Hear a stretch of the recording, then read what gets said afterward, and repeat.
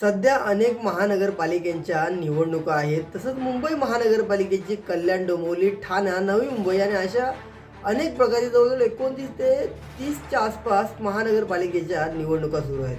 आणि या निवडणुकीमध्ये विरोधकांकडून विरोध केला जातो की पैशाचा वापर केला जातो. तर काही जे सत्तेमध्ये आहेत, एकनाथ शिंदे गट आणि देवेंद्र फडणवीस यांचा भाजप, हे असताना सुद्धा एकमेकांवर आरोप करतात. आणि याच्यामध्येच कल्याण डोंबिवली महानगरपालिकेमधून एक पैसे वाटण्याचा, भाजपकडून पैसे वाटण्याचा एक व्हिडिओ व्हायरल झाला आहे. त्यामध्ये काय सांगण्यात आलं आहे, तर काही लोकांनी म्हणजे भाजपच्या कार्यकर्त्यांवर आरोप केला जातो की त्यांनी जे पत्रक दिलं आहे त्या भाजपचं, त्याच्यामध्ये काही लिफाफे दिले. त्या लिफाफ्यामध्ये 500-500च्या नोटा भरून त्यांनी प्रत्येक घरामध्ये दिले. जशा पद्धतीनं एक मतदान असेल त्याच पद्धतीनं 3 मतदान असेल तर 1500 रुपये अशा पद्धतीने त्यांनी दिले आहे.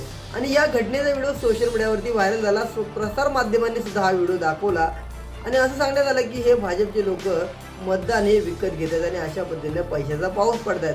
आणि हे सांगणारं कोण आहेत, तर शिंदे गटाचेच कार्यकर्ते, म्हणजे त्यांच्याच सत्तेत बसणारे लोक, त्यांच्यामध्ये सत्तेत असणारे लोक त्याचा व्हिडिओ शेअर करतायत आणि सांगतायत हे अशा पद्धतीनं मतदान विकत घेतात, अशा पद्धतीनं सांगतायत. आणि काही लोकांनी घाबरून लोकांना सांगितलं, जे लोक व्हिडिओ बनवते त्यांना बोलवून सांगितलं अशा पद्धतीनं आमच्या घरी सुद्धा हे अशा पद्धतीचे पैशाचे पाकिटं दिलेले आहेत.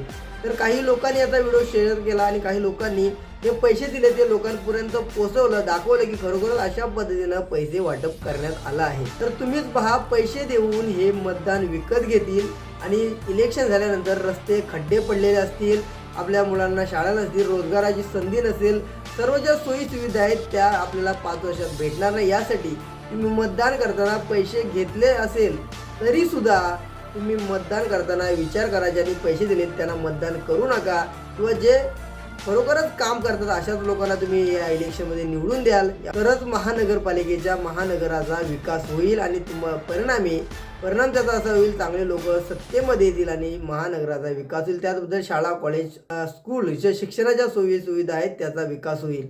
यासाठी प्रत्येकानं मतदानाचा अधिकार आपल्याला फ्रीमध्ये देण्यात आला. ते पैसे देऊन न मतदान करता फ्रीमध्ये आपण योग्य त्या व्यक्तीला निवडून देण्यासाठी मतदान कराल, हीच अपेक्षा करतो. या व्हिडिओमध्ये इथेच थांबतो. जय महाराष्ट्र.